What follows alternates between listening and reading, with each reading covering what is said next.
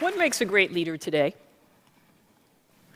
Many of us carry this image of this all-knowing superhero who stands and commands and protects his followers. But that's kind of an image from another time. And what's also outdated are the leadership development programs that are based on success models for a world that was, not a world that is or that is coming.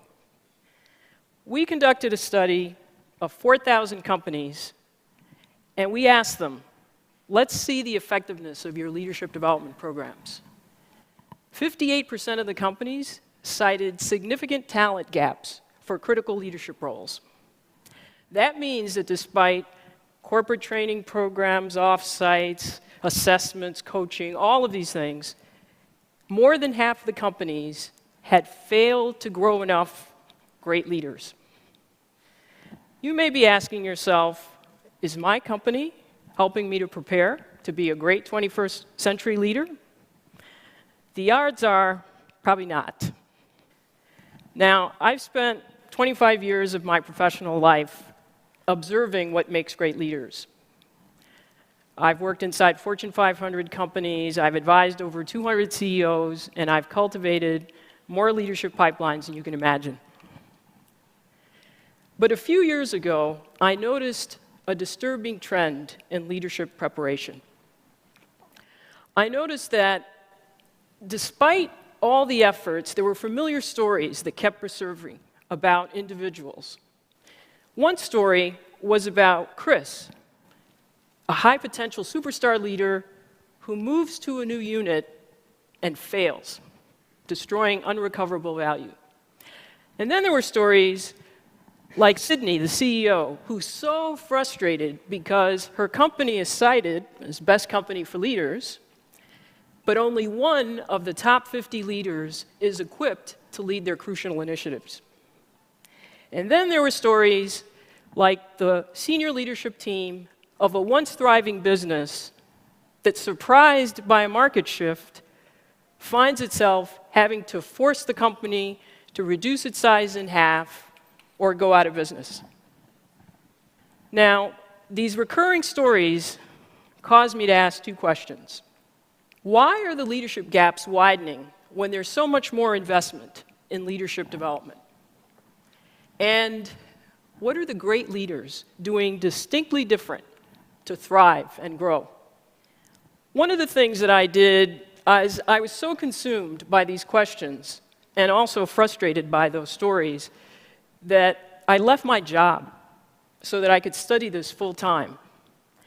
And I took a year to travel to different parts of the world to learn about effective and ineffective leadership practices in companies, countries, and nonprofit organizations.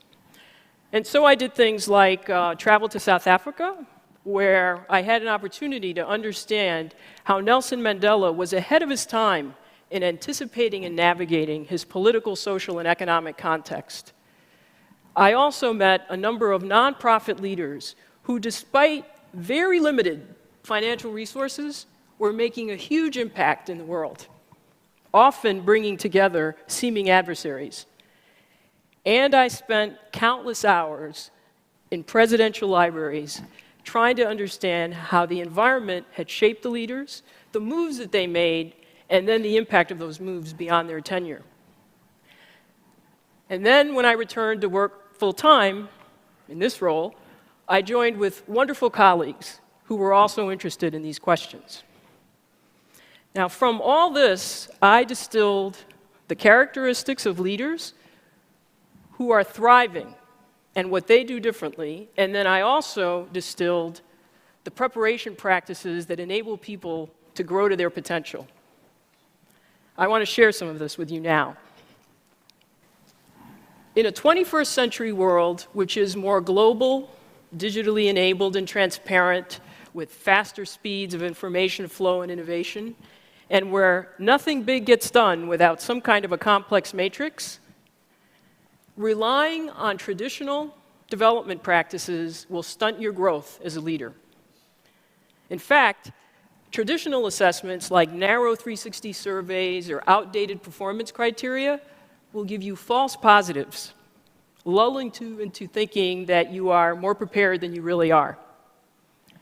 Leadership in the 21st century is defined and evidenced by 3 questions. Where are you looking to anticipate the next change to your business model or your life? The answer to this question is on your calendar.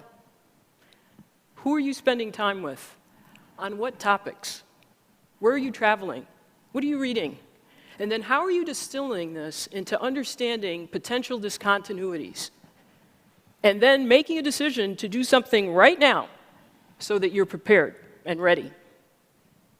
There's a leadership team that does a practice where they bring together each member collecting, here are trends that impact me, here are trends that impact another team member, and they share these and then make decisions to course correct a strategy or to anticipate a new move.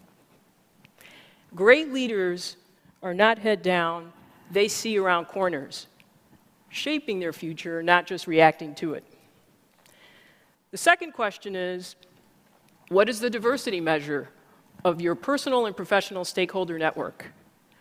You know, we hear often about good old boy networks, and you know, they're certainly alive and well, many institutions. But to some extent, we all have a network of people that we're comfortable with. So this question is about your capacity to develop relationships with people that are very different than you. And those differences can be biological, physical, functional, political, cultural, socioeconomic. And yet, despite all these differences, they connect with you and they trust you enough to cooperate with you in achieving a shared goal. Great leaders understand that having a more diverse network is a source of pattern identification at greater levels and also of solutions, because you have people that are thinking differently than you are. The third question, are you courageous enough to abandon a practice that has made you successful in the past? There's an expression, go along to get along. But if you follow this advice, chances are, as a leader, you're going to keep doing what's familiar and comfortable. Great leaders dare to be different. They don't just talk about risk-taking, they actually do it.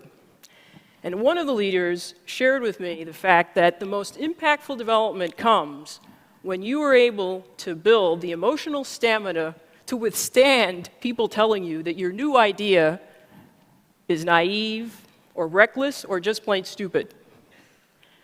Now, interestingly, the people that will join you are not in your usual suspects in your network. They're often people that think differently and therefore are willing to join you in taking a courageous leap. And it's a leap, not a step. More than traditional leadership programs, answering these 3 questions will determine your effectiveness as a 21st century leader. So what makes a great leader in the 21st century? I've met many, and they stand out. They are women and men who are preparing themselves not for the comfortable predictability of yesterday, but also for the realities of today and all of those unknown possibilities of tomorrow. Thank you.